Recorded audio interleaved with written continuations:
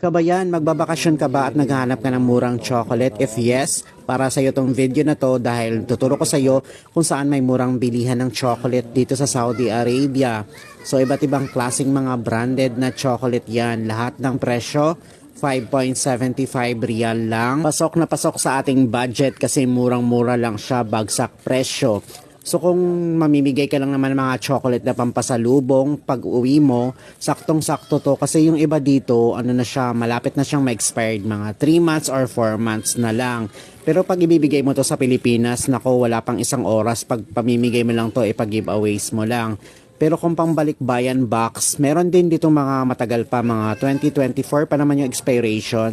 So dapat magaling ka lang pumili dito at mag-check ng mga expiration date niya. Pero hindi pa to siya expired ha. So nearly expiration na lang siya. Ayan, iba't ibang klaseng mga chocolate Snickers, Milka, meron ding Toblerone,